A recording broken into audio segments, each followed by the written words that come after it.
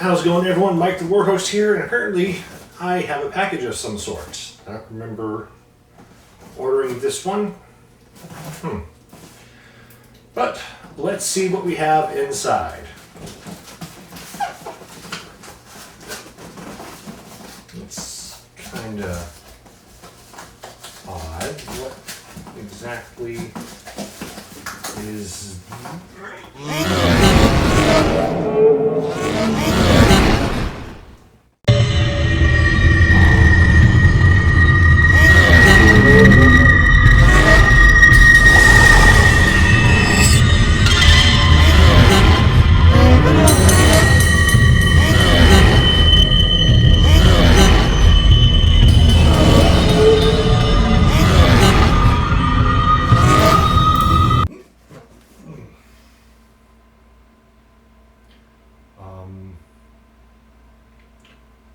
what the...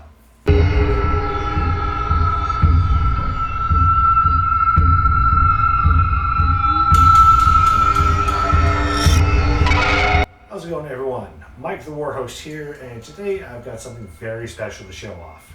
This is the internet's first major look at Mythos, the Lovecraftian skirmish game set to release later this month from Warcraft Studios.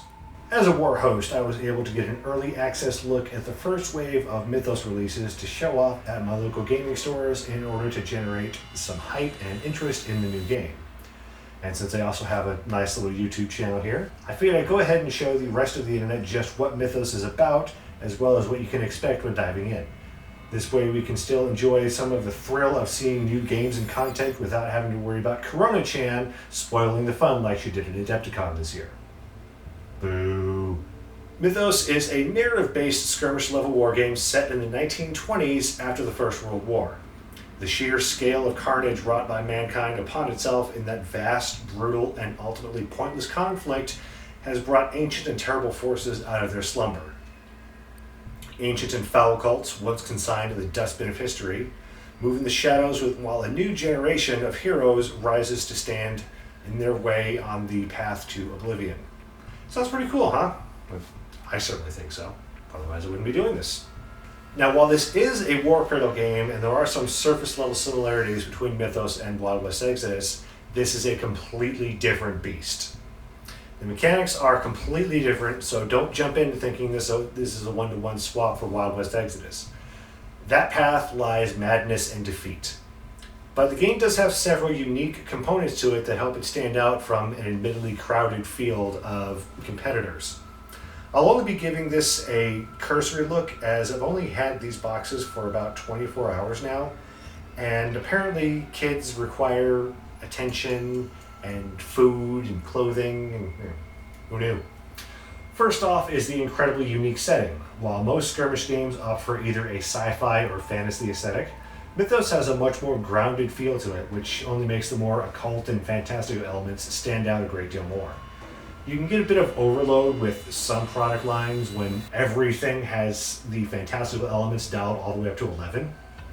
Mixing them in sparingly here and there makes those more unique things seem even more eye-catching.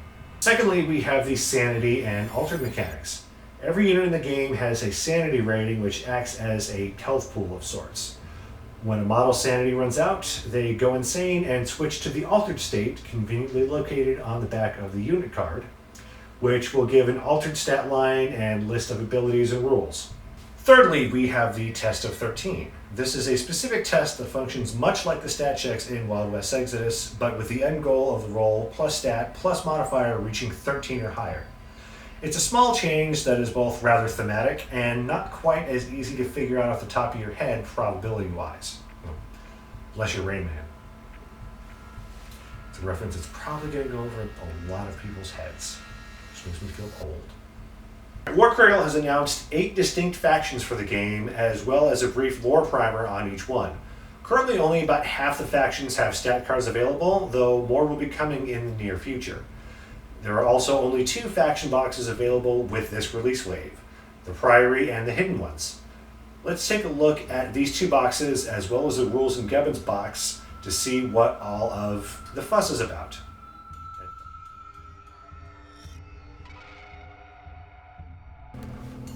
Okay, so here we have almost all the Priory models fully assembled. I did have one issue, you can see it right there with Birdie Smythe, but I always have those issues with models in similar poses to that when they're not cast in plastic. You know, there's an issue of bad fitting on my part. I'll have to see if I can figure out some way to sort of fix that, but other than that, everything else went together pretty easily, which was rather nice considering how I did not have any assembly instructions. Cleanup was very minimal. A little bit of flashing here and there. Everything else fit together great. Let's see. Yeah, the only real issue I had with the Priory was Birdie there. Give me 1 second and I'll put a Haral up.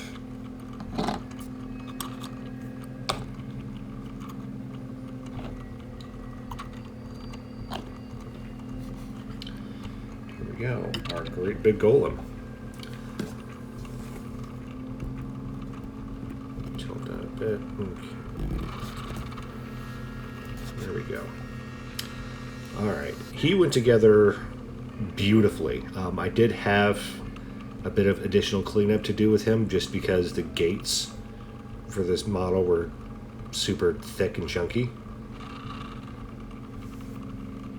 Other than that, though, he was an absolute dream. I didn't even have a whole lot of issues getting his lamppost assembled properly. But yeah, he was that. And the only issue with him was just getting everything cleaned up enough to where all the connections would sit flush. So let's go ahead and take a look at the hidden ones.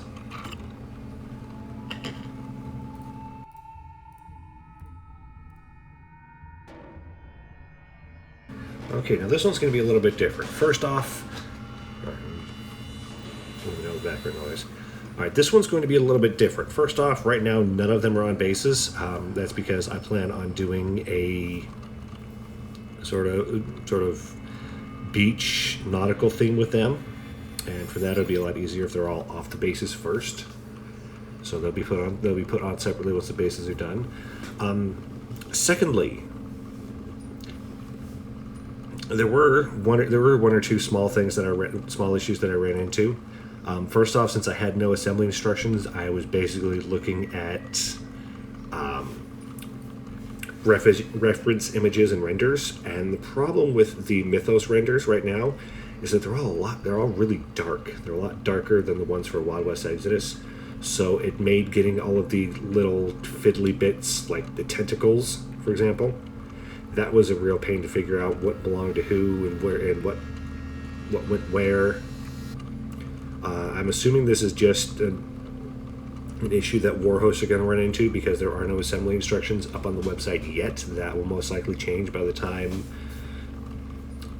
these all get released. At least I certainly hope so. Otherwise, some of you guys are going to run into some of the same issues I did. These three went together very well. I didn't have any real issues aside from just trying to figure out what tentacles and gribbly bits went where. Yeah. I am going to point out two important things, though. Just a second.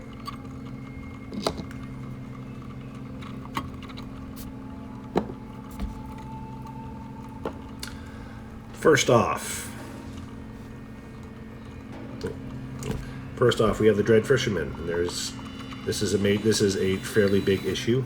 I can't actually put him on here because he'll fall over due to his foot. You can see how that's sort of bent down like that. Yeah, I'm assuming that is an issue with some of the early runs, or this could just be a regular defect. I'm not sure.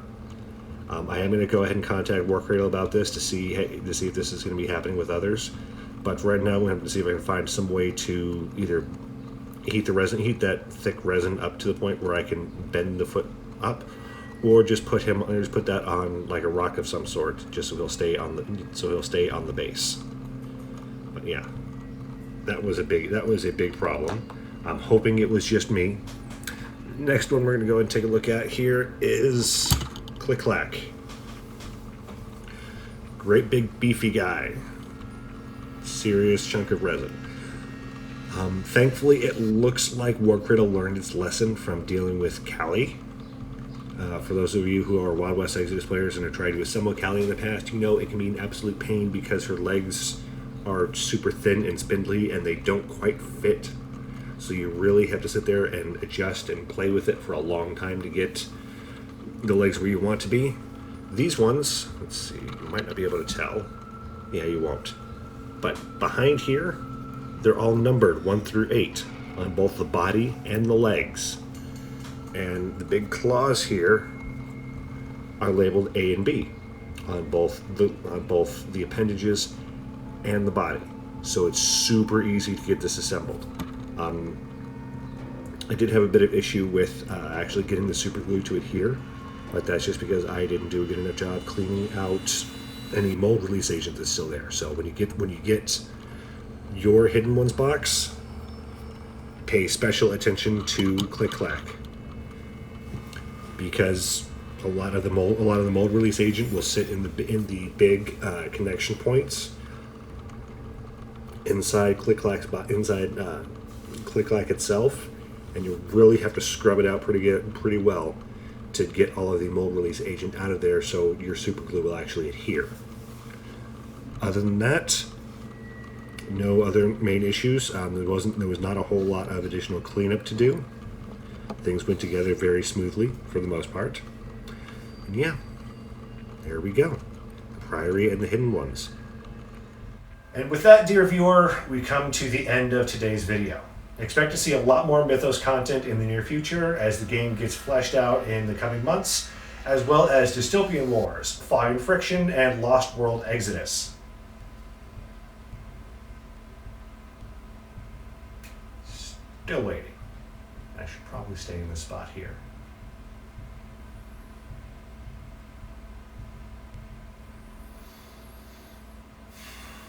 Forgot to suck in the gun. I'm getting fat.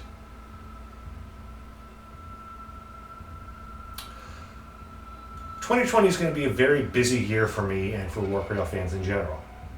Assuming we survive it, that is. It's not looking too well right now. We're only in March.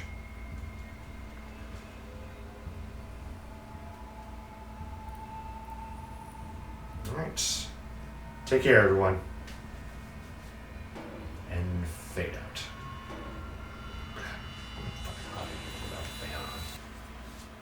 And with me wearing 2 damn shirts.